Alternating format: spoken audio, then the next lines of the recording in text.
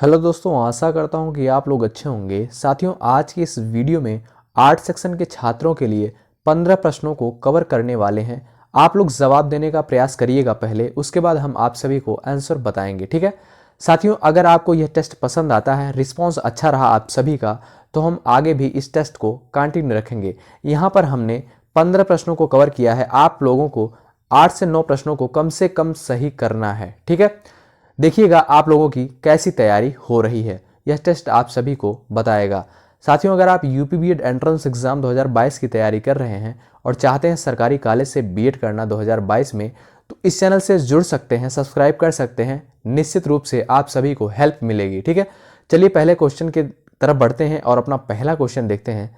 देखिएगा, संगमरमर क्या है? पहला क्वेश्चन आप सभी से पूछा है, संगमरमर क्या है? अवसादी चट्टान, कायांतरित चट्टान, तलछटी चट्टान, अग्नि चट्टान। बताने का प्रयास करिएगा, आप लोग जवाब देने का प्रयास करिएगा। संगमरमर क्या है? बहुत ही सिंपल क्वेश्चन है लेकिन इंपॉर्टेंट क्वेश्चन है, तो ध्यान रखिएगा। कायांतरित चट्टान यानी ऑप्शन सी आपका इस क्वेश्चन का राइट आंसर होगा। ठीक, नेक्स्ट क्वेश्चन की तरफ बढ़ते हैं। ध्यान दीजिएगा, ब्राह्मणों पर जजिया कर सर्वप्रथम किसने लगाया?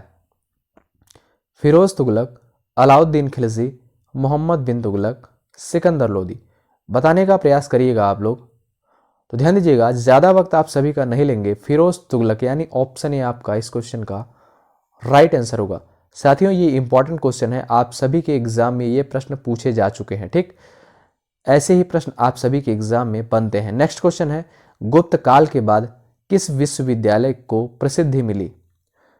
कांची, तक्षशिला, नालंदा, वल्लभी। चलिए बताइए, बहुत ही नॉर्मल क्वेश्चन है। गुप्त काल के बाद किस विश्वविद्यालय को प्रसिद्धि मिली?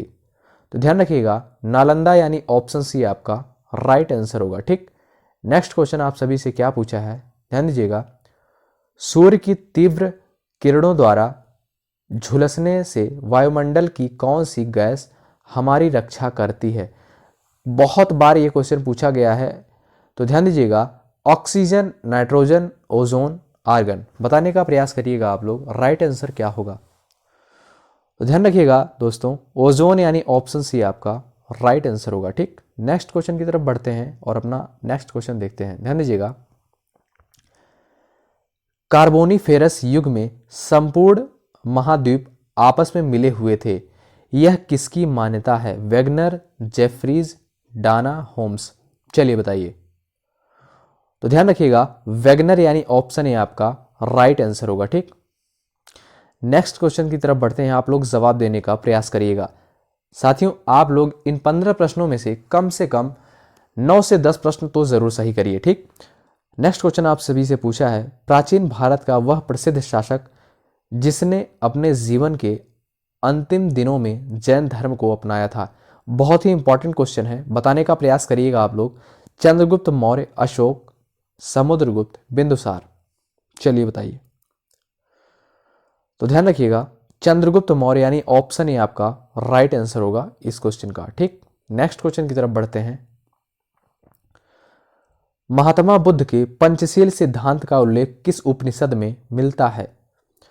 ऑप्शन ए दिया है छांदोग्य उपनिषद में, ऑप्शन बी दिया है तैत्तिरीय उपनिषद में, ऑप्शन सी दिया है बृहदारण्यकोपनिषद में, ऑप्शन डी दिया है जाबलोपनिषद में। तो बताइएगा आप लोग, इस क्वेश्चन का राइट आंसर क्या होगा? महात्मा बुद्ध के पंचशील सिद्धांत का उल्लेख किस उपनिषद में मिलता है? ऑप्शन ए आपका करेक्ट होगा, छांदोग्य उपनिषद में। ठीक है, नेक्स्ट क्वेश्चन की तरफ बढ़ते हैं और अपना अगला क्वेश्चन देखते हैं। ध्यान दीजिएगा, उष्ण मरुस्थलीय प्रदेश के संबंध में निम्न में से कौन सा कथन असत्य है? साथियों, अगर आप लोगों का रिस्पांस अच्छा रहा तो हम आगे भी इस टेस्ट को कंटिन्यू रखेंगे। ठीक, ऑप्शन ए दिया है यह मुख्यतः महाद्वीपों के पश्चिमी सीमांतों पर स्थित है, ऑप्शन बी दिया है विश्व में सबसे अधिक तापमान इसी प्रदेश में मिलता है, ऑप्शन सी दिया है विश्व के सभी प्राकृतिक प्रदेशों में यहाँ सर्वाधिक वार्षिक तापांतर पाया जाता है, ऑप्शन डी दिया है इस प्रदेश में अस्थायी मानव बसाव केवल रुद्धानों में ही देखने को मिलते हैं। तो ध्यान रखिएगा, ऑप्शन सी आपका करेक्ट होगा, विश्व के सभी प्राकृतिक प्रदेशों में यहाँ सर्वाधिक वार्षिक तापांतर पाया जाता है। ठीक, नेक्स्ट क्वेश्चन आपका पूछा है, ध्यान दीजिएगा, कौन सी एक विशेषता स्थानांतरित कृषि से संबंधित नहीं है? ऑप्शन ए दिया है मानवीय श्रम की प्रधानता रहती है। ऑप्शन बी दिया है प्रति हेक्टेयर उत्पादन कम होता है। ऑप्शन सी दिया है रसदार फलों की खेती होती है। ऑप्शन डी दिया है उर्वरकों का प्रयोग नहीं होता। चलिए बताइए इस क्वेश्चन का राइट आंसर। तो ध्यान रखिएगा, रसदार फलों की खेती होती है, यानी ऑप्शन सी आपका राइट आंसर होगा इस क्वेश्चन का। अगला क्वेश्चन बहुत ही इंपॉर्टेंट है, कई बार पूछा गया है। फतेहपुर सिकरी का निर्माण किसने करवाया था? बाबर, अकबर, हुमायूं, जहांगीर। चलिए राइट आंसर होगा अकबर, यानी ऑप्शन सी आपका इस क्वेश्चन का राइट आंसर होगा। ठीक, अगला क्वेश्चन पूछा है समताप मंडल है, बताइएगा आप लोग, वायुमंडल का मध्यस्थ प्रदेश। ऑप्शन बी दिया है वायुमंडल का ऊपरी प्रदेश। ऑप्शन सी दिया है वायुमंडल का निचला प्रदेश। ऑप्शन डी दिया है क्षोभ सीमा के ऊपर स्थित प्रदेश। समताप मंडल है, बताइएगा। तो ध्यान रखिएगा ऑप्शन डी आपका करेक्ट होगा, क्षोभ सीमा के ऊपर स्थित प्रदेश। ठीक, इस क्वेश्चन का राइट आंसर होगा ऑप्शन डी। नेक्स्ट क्वेश्चन पूछा है आप सभी से, सिविल सेवाओं का भारतीकरण किया गया, बताइएगा आप लोग राइट आंसर क्या होगा इस क्वेश्चन का। तो ध्यान रखिएगा लॉर्ड लिटन द्वारा, यानी ऑप्शन बी आपका राइट आंसर होगा इस क्वेश्चन का। ठीक, नेक्स्ट क्वेश्चन पूछा है आपसे, मंत्रिपरिषद के वित्तीय कार्यों में शामिल है, बताइएगा राइट आंसर क्या होगा इस क्वेश्चन का। जवाब देने का प्रयास करिएगा आप लोग। चलिए बताइए। तो ध्यान रखिएगा बजट तैयार कर संसद में पेश करना, यानी ऑप्शन ए आपका राइट आंसर होगा इस क्वेश्चन का। ठीक, नेक्स्ट क्वेश्चन क्या पूछा है, ध्यान दीजिएगा, संविधान का वह कौन सा भाग है जो संविधान के निर्माताओं के मस्तिष्क और उद्देश्यों को प्रतिबिंबित करता है? बताइएगा आप लोग, जवाब देने का प्रयास करिएगा।